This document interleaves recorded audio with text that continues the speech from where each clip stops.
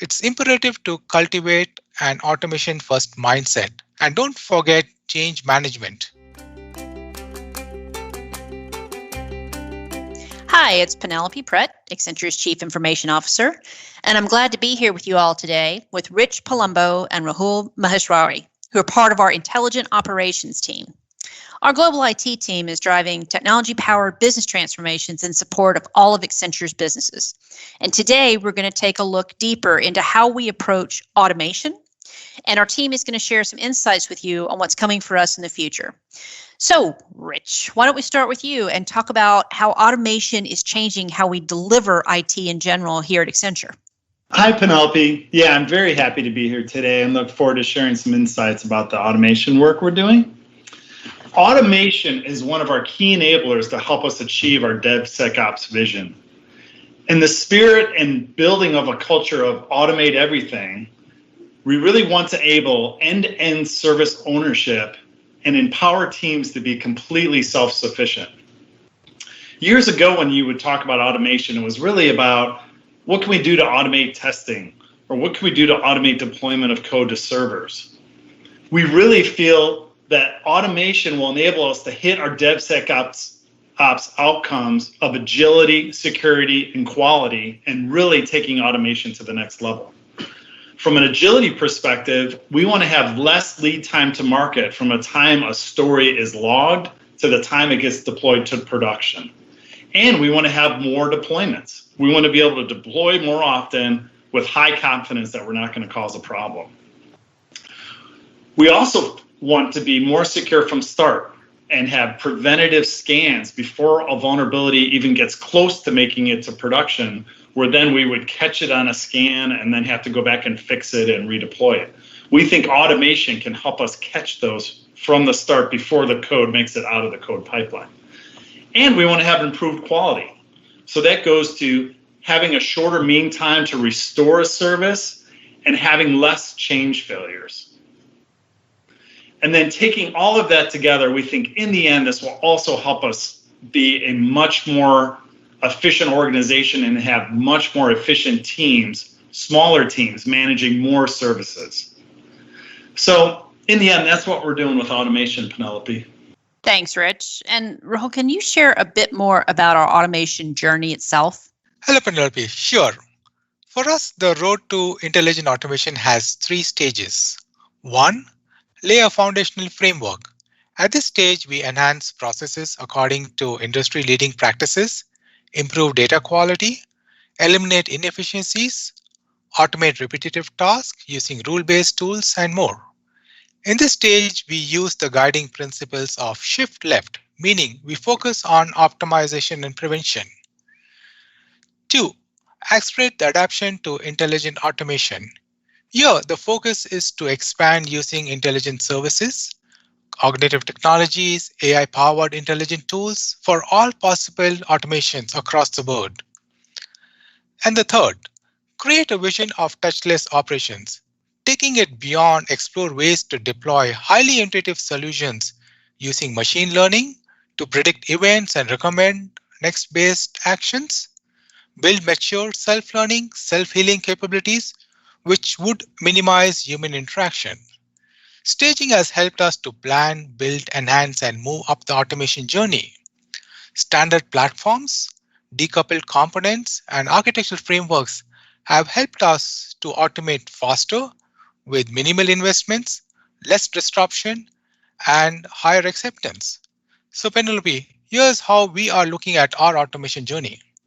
It's been a fascinating journey to learn about since I joined the group a few months ago, Rahul. And I know that there is a lot of material about this, I probably should mention, out on Accenture.com. Just search on automation case studies or test automation case studies, and you can see some of the details that Rahul is talking about. So Rahul, I know you've been leading a number of these actual automation projects that we've been doing. Can you tell us inside the projects, what's your team been doing? And perhaps more importantly, what kind of results are we seeing as you implement? Absolutely, Penelope. Happy to share a few examples. We have been implementing several robotic process automation solutions over a period of time. For instance, we have bots which automate onboarding services and applications to a global monitoring center. Critical applications are centrally monitored and outages are proactively prevented. Next, for our global users, we have introduced about 20 self-service tools to use cloud and database services. A simple example is an intelligent virtual agent, which provides real-time capabilities to execute a variety of infrastructure requests, thereby reducing processing time by 90%, which is pretty good and niche and pretty good. Talking about DevSecOps, by integrating controls into the pipeline, we have rolled out security measures covering 60% of our external vulnerabilities. Here, we catch the issue at the time of coding and the developer is informed. So we are teaching our staff to spot security gaps and proactively fix them, bringing prevention culture and eliminating delays. This makes us much more secured. Next year, in fact, we plan to increase that coverage to over 90% of our volumes. A few examples of the many is what I had talked about. And as you and I have discussed, Rahul, we've certainly learned a few things on the way. What are the best practices when you talk to our clients that you usually share? It's been an interesting journey, Penelope, and I'm happy to share a few things we have learned along the way. Plan, get started and iterate. Encourage a fail fast and redesign culture. Specific to DevSecOps automation, as Rich was talking about, land to a common platform for managing code, and then begin integrating with that platform, replacing manual processes like test, deploy, scan, monitor, one after the other. Be bold in this case and make adoption a priority right from the beginning. So that's one of it. And then as we kind of know, automation is a journey involving people, process, and machines. This evolution reflects a technology trend Accenture calls human plus machines, where workforces are becoming more human plus. It's important to get human factor into whatever we do around automation. Skills. It's imperative to cultivate an automation first mindset. And don't forget change management.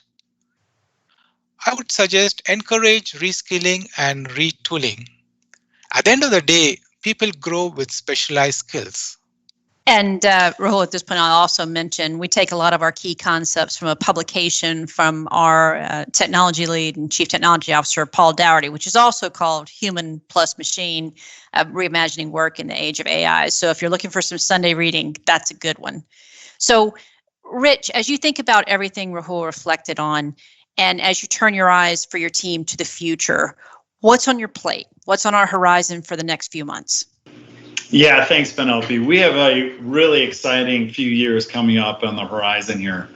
So as part of our DevSecOps vision, and really in that spirit of automate everything, we want to move up the maturity curve and expand our catalog of automation enablers. So I'll extend on a couple areas that Rahul touched on. So for touchless operations, we built a foundation to auto-heal infrastructure issues. So for example, we will auto clean up low disk space if we're about to run out before we actually have an issue. And what we'd like to do and what we're planning to do is expand our auto resolution to other items like clearing blocked queues, restarting servers, removing unhealthy servers, auto scaling as demand comes online, and more, things like that. We want to expand that catalog, take humans out of the equation, and have high quality automated scripts that can get that work done. And then extending on that, we're looking to build machine learning assets where the machine will offer suggested solutions and fixes. We want to use analytics and build machine learning models to predict and prevent issues before they occur, well before they occur. That we feel, Penelope, is going to be a real game changer for us in the future. So, Rich and Rahul, thank you very much for the discussion today around automation. And since so much is always happening and changing in this space, and we're always sharing more and learning from the market, I look forward to getting you guys together in the future to talk about it again. Thanks, and glad to be a part of this great discussion, Penelope. Yes, thank you, Penelope. Great discussion.